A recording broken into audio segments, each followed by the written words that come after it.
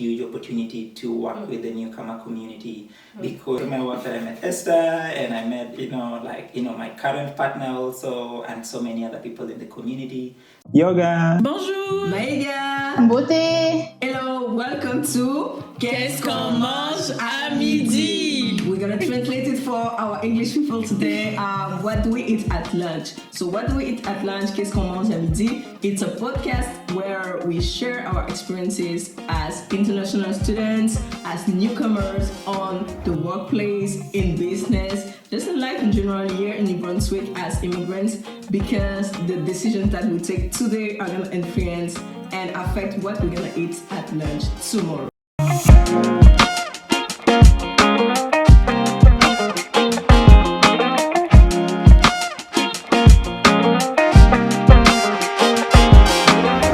So today it's episode 10. Let's take a minute. We are doing episode 10 and it's our first episode in English, and we are so happy to have a special guest with us today, Ivan.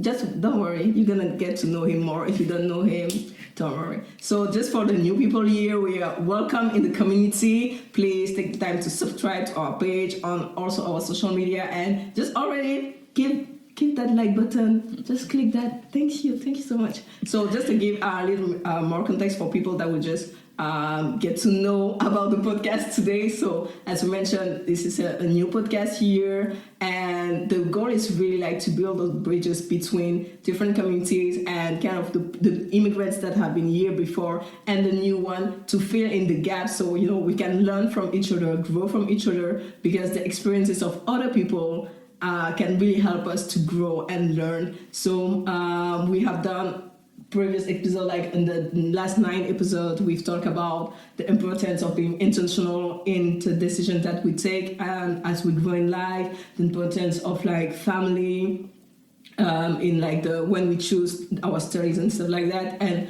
also the importance of like networking, the importance of like the relationship that we have and how people can help us and how we can also help people.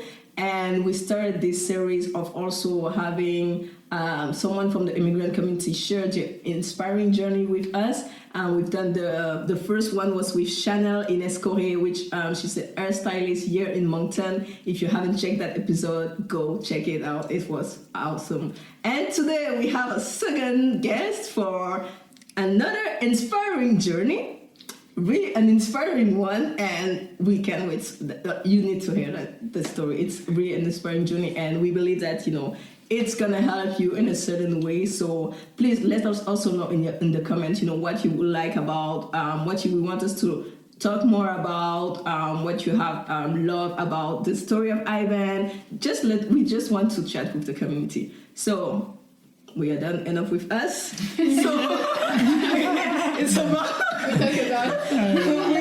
you're not here for us, so it's not about us today. It's really about Ivan. So who is Ivan? Thank you first and foremost. I'm really excited to be here. It's been, a journey that I've been following, since the podcast began, and I'm a big fan of the work that you've been doing. Nice. And I encourage everyone that hasn't followed, you've also on social media to go and follow, because there's lots of exciting episodes that, coming up, including this one. Exactly. So my name is Ivan, and I'm originally from Uganda, and I came to Canada as a student, about 7 years ago. And I initially went to Halifax because that is where I was studying for my degree. But then, I thought I would initially go back to Uganda after, because I did not plan to stay. But then when I started exploring opportunities in Canada and traveling around, I started to really see that there's a lot that I could accomplish, staying in Canada. And I know that's the experience of many international students, when they decide to stay after they finish their school. And for me, the decision to stay was one of the biggest decisions I've made in my life. And I'm really grateful to have taken that decision, because it allowed me to feel that I could create my own future here and be able to work with a community of people. So Ivan is really someone that is looking to get the most adventure out of life in Canada and to meet as many people as he can and be able to have a lot of fun along the way. And this podcast is a lot of fun. So for me, that's been my experience so far, and that's a little bit about myself. Wow, that's such a great introduction, yo. Yeah. I think that's something that's really interesting about Ivan. I've known, and then just like it's almost a year now. It's not. We haven't been together for like that long, but I feel like we've known like for more than 10 years now. But definitely he has been someone that has inspired me and has kind of pushing it to be a better self. So I'm really grateful for his life. So as he mentioned that a lot in his introduction, community, and you will get to know that Ivan, community is really important. So what are you doing now? Before we go to like how the journey, what are you doing right now here in New Brunswick? Can you share a bit about that? Sure. So right now I currently work as a project manager for the New Brunswick Multicultural Council. And the New Brunswick Multicultural Council is one of the main organizations that works with many different organizations in settlement and integration to help, newcomers and immigrants settle into Canada, whether it is getting language skills and employment and supporting with childcare and families. And I've been working there now for about a year and a half, and that's already about the time that I've known, like the group here. And I think for me, it's just been such a huge opportunity to work with the newcomer community because you see people that have been here for 1 month. I was actually 2 days ago, I was meeting someone that made exactly 1 month in New Brunswick. Wow. And they had just arrived here. They did not know anyone. They were looking to find a way of settling in. And that was one of the pleasures of my job because I get to work with people not just in the moment when they need to have that community, but also to really give them a fresh start in Canada and something that allows them to continue to build their life here and to be able to succeed here. And I really, really do like my work. And it was through my work that I met Esther and I met, my current partner also and so many other people in the community. So in a way, it just allows me to work with people, but also to remain connected to to the heartbeat of the community, because that's really where people are, but also where a lot of exciting things. Oh, that's a great sense. I have a question. Yeah. What did you take at school? So initially, when I came to Canada, I went to Dalhousie to do a master's in international development. And it was really probably one of the tougher decisions for me because I had to leave Uganda to come here. And it didn't occur to me at all that I would be missing my family when I left because I was like, oh, Canada must be fun. I'm just going to leave them behind. And life is better. I'll just, I'll always I can always come back to Uganda. But then coming out to Halifax, it was so different because now I didn't have friends. I didn't even know the transit. One of the shocking things in Halifax is that you can go to the bus station and expect the bus to come. But if you do not have a ticket or money to pay for the bus, then I remember waiting at the bus station. and I was like, I need to go somewhere, but I don't have the bus ticket. But also I don't have the money. And I was just standing there the whole time. And some lady was like, you know what, where are you going? I was like, I'm going to Dalhousie. And they're like, do you have any money on you? I'm like, I do not have. And then she gave me a ticket that she had. And I think there's those tickets that you can give for every trip you take. And that was the first time someone was really generous with me because and I was just like, this is a stranger, they're going their way. And they're like, so initially that really made me feel comfortable when I was, a student in Dalhousie. And I did a master's in international development, there. And I really, really liked the program because it was great. But for me, it made me just realize that wherever I go, it's really the strangers in the community that make you feel comfortable. And if the strangers go out of their way to make you feel welcome, then you now feel like you're welcome. And when that welcome is not there, you almost feel like, oh, it's almost like someone inviting you to their house. Exactly. If that invitation has not come, you're hesitant and you're not sure. And for me, knowing that I've met people, like that person on the bus that was like, hey, here's a ticket, you go your way. For me, that was almost like, okay, I can trust the people that I meet in the community. So, Definitely, building the trust, it's, really important.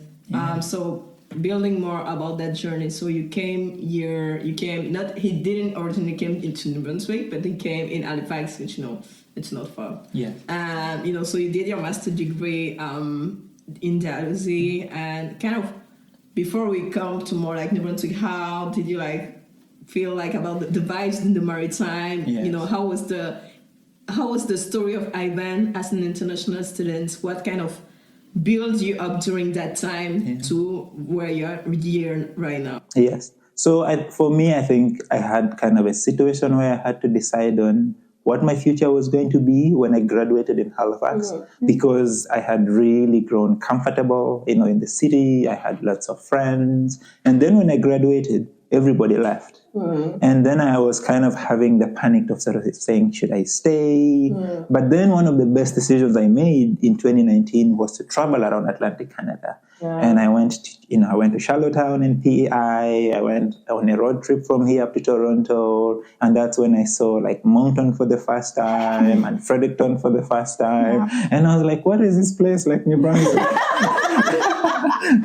And I remember just like going all the way, and we would stop at like waterfalls and beaches and just like soccer feet or just go and take photos. And for me, that really gave me a bigger picture of Atlantic Canada as a place that is so connected when you know people around. Because I'm like, if I was moving to Moncton and I didn't know anyone, I would probably think of another city to move to. But then if I had someone else that I knew, I was like, and I remember that was the first time I met some of my friends that had family here. Oh, wow. So it was almost like, I live in Grand Lake or Fredericton or Dieppe. And it really gave me this idea that, you know what, this place is not so unfamiliar at all. Exactly. I can ask this person and say, hey, I'm looking for an apartment. Can a family member help with that? Yeah. So for me, I think the decision to travel around really made opportunities open up in Atlantic Canada to sort of say, you don't have to stay in Halifax if you want to try something new. Exactly. And when I did come out here, it was actually only for a 6-month contract. So basically, I was like, I wasn't even sure I was going to stay here for a long time. But then in the end, everything kind of just, worked out when I was able to stay. And now it's 4 years. And I think like it will be, it will be almost 4 years this coming September, living in New Brunswick, which is really, really nice. Okay, definitely. So, everything that you're saying is so interesting that we all want to talk. Like you mentioned that you have been here for 4 years, and you also mentioned like the bus and everything, but that was like one of the main challenges that you have. But did you have any other challenges? Yes. And how were you able to overcome them? I mean, for me, I think one of my bigger challenges was there were really two. One of them was that I did not speak French. And one of the things that people that told me, they were like, you want to go to Moncton or New Brunswick, do you know French? Are you planning to learn French? And I wasn't sure. And I remember the first time actually I wanted to learn French. And I went to, I think it was NBCC, and they were like, but you need to be a PR to register for one of those programs that were paid for by the federal government. And the problem was that I couldn't do that. And I kind of realized that, maybe this was not, a possibility. But then I started meeting more and more people, and I started to really be around spaces where I would hear like a lot of French spoken. And that's kind of where I started to kind of explore. And even now I'm actually beginning a program. Oh, it's so proud of you, Ivan. Yes. Next year we're going to invite you for a French episode. For like yes, that was like a great opportunity. And for me, I think it was really like a good way of, because I realized at that point that there were so many people who were Francophone that I could not connect with because of the language. But other than that, the other thing that I really had a challenge finding here was community. Because initially when I came with just like, 2 suitcases in my friend's car. And I was like, you know what, let's go to Moncton. But realizing that all my friends were in Halifax, I didn't know anyone in the city. And I used to go to events. I remember actually the first time I met, so many people in the community was actually at an event that was in Dieppe. And I met like 6 people from that event. And all of them were somehow, really strong at networking, really building community. The people that would introduce and say like, hey, Esther, do you know this person? They're like, no. All right, you come and let's go and meet this person. So there's no escape. Identify yourself in the comments. Yes. Yes. And for networking friends. And for me, that's actually how I started to really overcome that challenge, because it was so isolating, living in a new place and not having a car and not being able to have a lot of friends. But then I used to go to all the events that were happening. So every time there's like a networking event after work or during the week, I would go. And on the weekend, there's like a concert or things like that. And I would go there. And slowly I started meeting more people. But then COVID hit and everybody kind of was like, no, I'm sorry, I'm not here. And that was a bit different because it takes you a bit back to find your way again. But for me, it was really those two. And so, but I've also kind of worked somehow to find a way of managing those challenges, because it made me feel more comfortable to build a life in Moncton and in New Brunswick so far. So yeah. Some of the episodes where we talk about, networking, and it's something I think we already, like, even you, I think you have said that to people like newcomers, when you come in a new place, it's really important, like, to take yourself out of your comfort zone and go look for opportunity to like connect with people, especially if you are at the university. There are always things that are happening, and I think you forgot to mention that, but I think you did something at your university where on some committee, so maybe you can talk about it. We went the different stages. I ran the student, I ran the worker.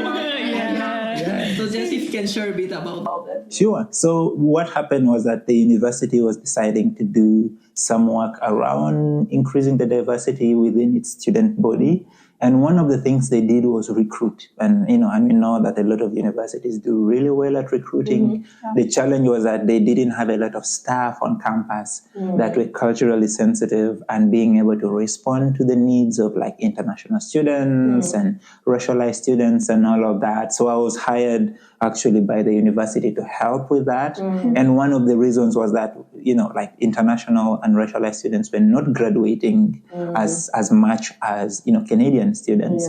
So one of the things that actually I was hired for was to say, how do we provide more support when students arrive to make sure that they're able to get comfortable and familiar with university life so that they can succeed and complete their programs. And essentially that's what my job was. And I met so many students from all parts of the world.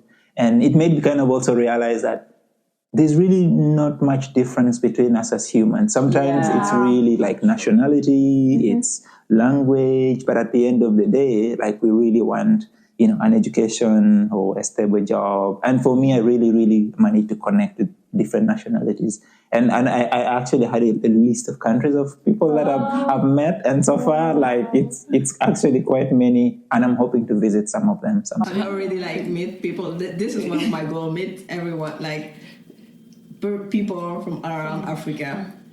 I'm almost done. There's some countries that are left there. So please come to me. Yeah. So have you met a lot of Congolese? Yeah. From which Congo? So actually, I've met Congolese from both like from Brazzaville, but also from Kinshasa. And one thing I realized was that the easiest ways for me to connect with them was through music. Growing up, like Congolese music was just the best, and they were surprised that I knew these kinds of songs. You know these songs. I'm like, that was another lifetime when we used to enjoy and just dance. And yeah.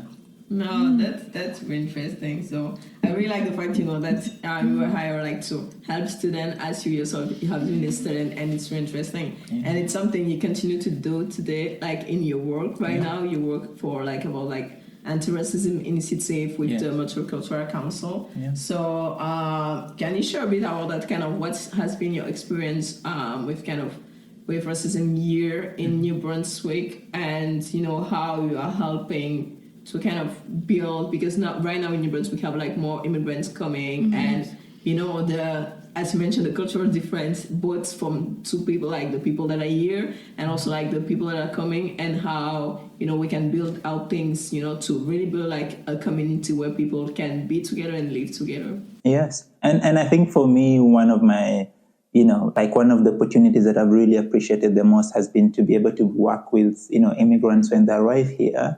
But one thing that I didn't realize was as important was being able to work with the New Brunswick communities to make immigrants feel comfortable. Because I noticed that, for instance, to build a community, you need everyone to come to the table. And it's almost like you having a dinner. You cannot have a dinner while some people are like in the kitchen or others are outside. You want to have everybody on the table to build that community. And that's one of the projects that I'm leading right now, being able to prepare immigrants to become involved in the communities when they arrive. And whether it is like through leadership or through networking or through just understanding how society works, between the towns and the municipalities and the provincial government and the federal government, and knowing the difference of responsibilities between those. But I think when it comes to like anti-racism, really, for me, it's actually realizing that it's just a lack of connection. Yeah. And because, newcomers come to New Brunswick, but then they also stay within the newcomer community.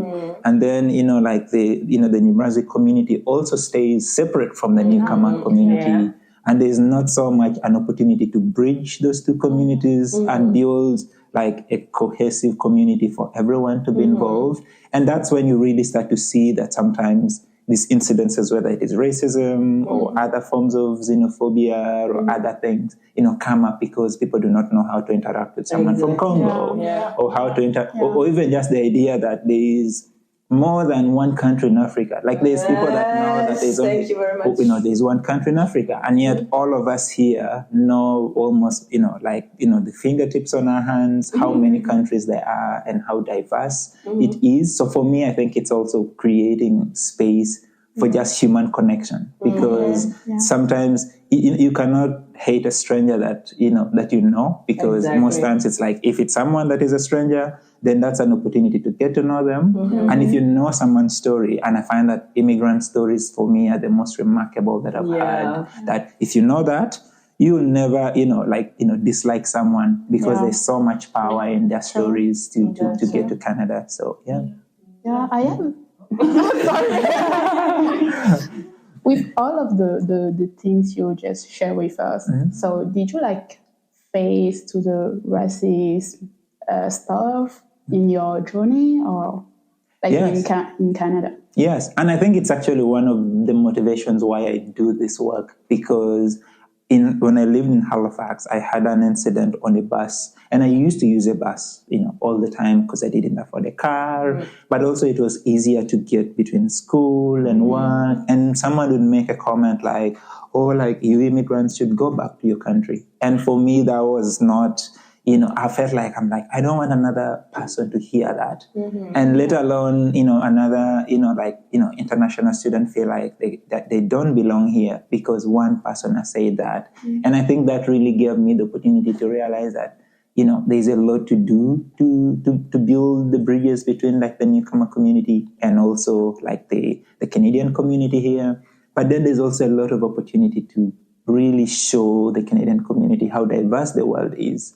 Because if you go to Africa, as soon as you're touching down, you probably want to speak 3 or 5 languages, because there is so much language diversity. There's so much diversity of food and culture, but not everybody knows that. And people that do not know that will only, think that, you do not speak English, or you do not speak French, or this and this, which, just tells you that it's really from a lack of knowing, in a way. So my work has been really to kind of avoid those experiences happening to me, but also to empower people to be able to express, their needs in a way that makes sense to them. That I'm like, I cannot, express the needs of an international student, but if they can, and sort of say, we'll go to the student, union and tell them that there's no opportunity for international students to share languages or to have a bazaar. And then that activism or advocacy makes those things happen in those spaces. You talk a lot about community, and I just want to ask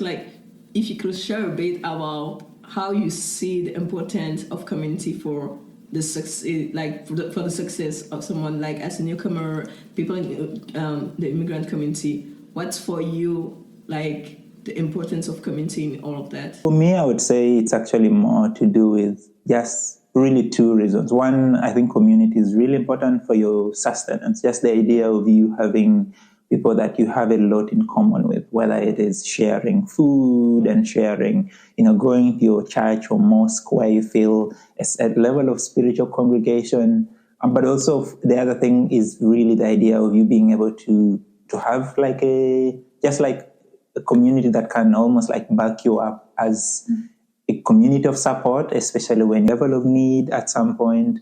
But for me, I think the biggest difference comes in when you move into a new culture. One of the things I've seen many immigrants embrace is that this idea that they can succeed alone, that they want to be like good at one thing, they don't need any kind of help and all of that. And yet in reality, you need so much feedback, and sometimes whether it is feedback for work or people showing you where you could get your groceries. When I moved here, like the funny thing was that I used to go to the gas station to buy groceries, and nobody told me that was so big.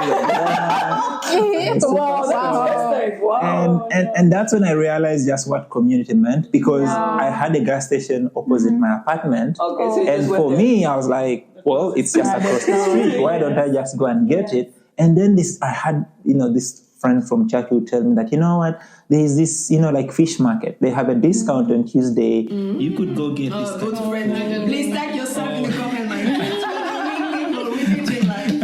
Or sometimes they could tell you that, like, by the way, have you bought a winter jacket? You're like, no, but if you go to the mall, there's this store that has a sale. And you realize that when you're new and you do not have a lot of resources, there's people that have this knowledge about where you could find. And sometimes it's something as simple as, there's like, there's like a clothing kind of, giveaway. And you could find that if you're in a new place, you don't have money to get, new belongings. You just show up the place because someone told you about it. And for me, that was just that generosity of information that comes from community, when people are telling you that you could get this here, you could get this there. And it's not things you could Google on the internet. Like, it helps because these people know you and they know your situation and they know your needs. And for me, that has been the best part, because some days I could even be at home with no plans, and my friends are like, hey, do you know that there's like a fundraising in the community? Do you want to go?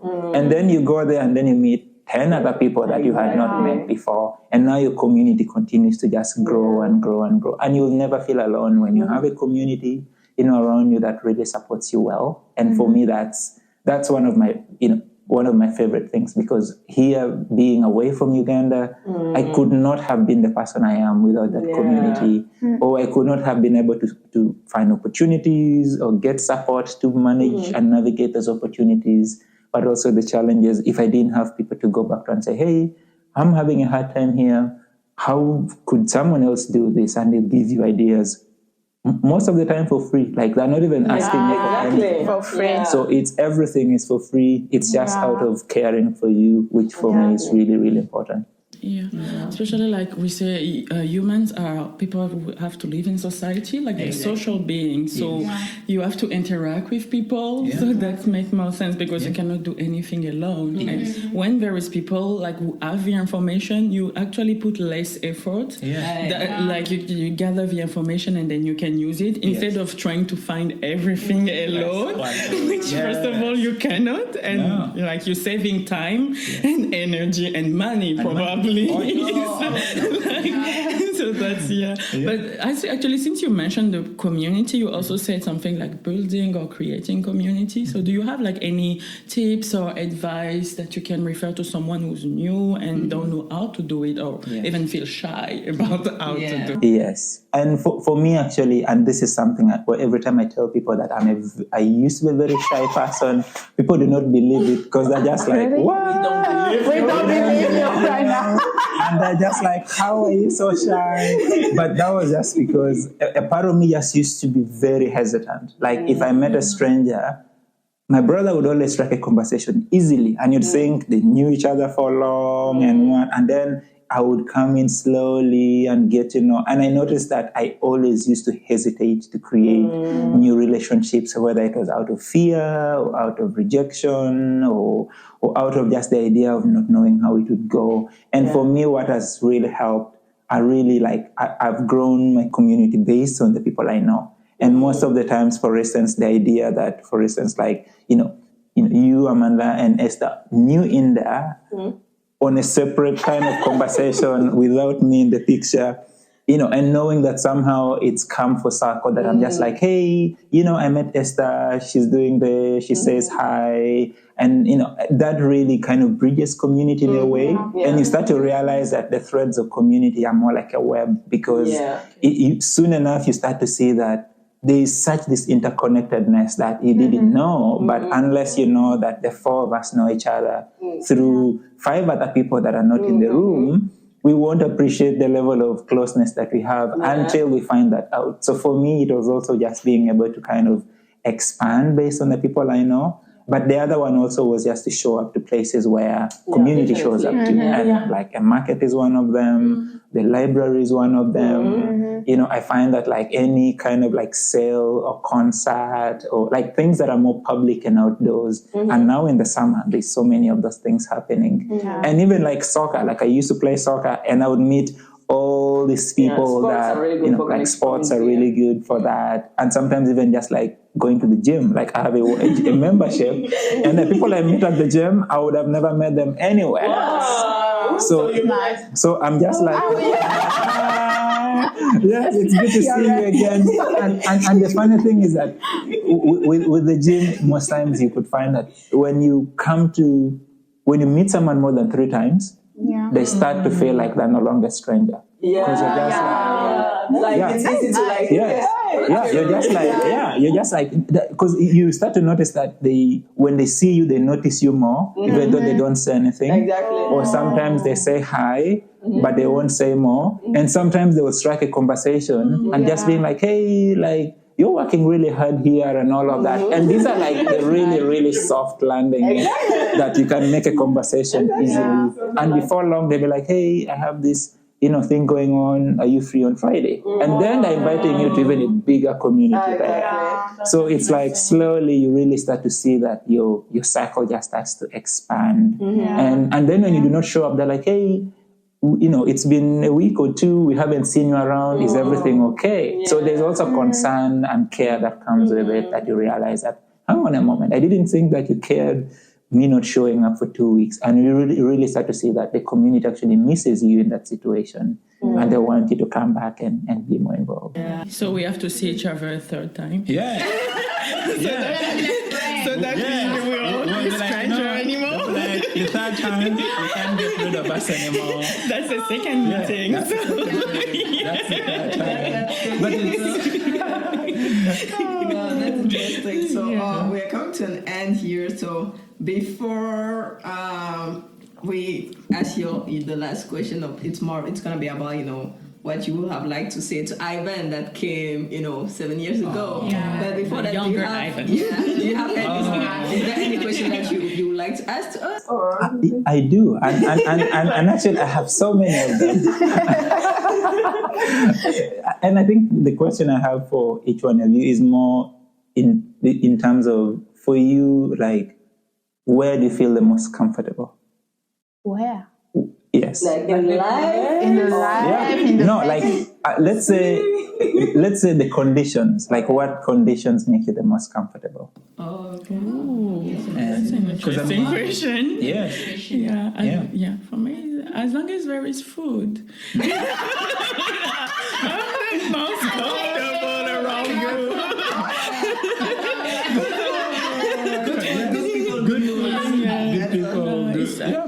Actually places where I feel, first of all, welcome.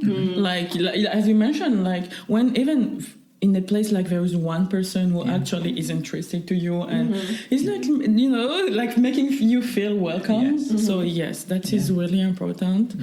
And also, I can say that I feel welcome. I feel like I can do my stuff without like being afraid of security around me or something like that. So That's why I'm still in Moncton, probably. Yeah. So and I started to build my small community too. Yeah. So that's probably why I'm still here. I don't know if that answers your question. It does. Yes. Oh, okay. Yeah, I mean, right on. I can say, first of all, my home. My home, first of all. And I feel good, like, when I'm with, like, people. Like, people I love, and they love me too. Like, I feel really so comfortable with my community. We are talking about, like, community. Yeah. It's fine, I can say. Yeah. My home. Yes. And, like, people around me. The people too, I'm really like a social person, and I think for me it's really, I'm really comfortable where I'm in a space where I can learn and I can also give. Kind of the aspect of, building from each other, not just taking things from people, but also being able to like give.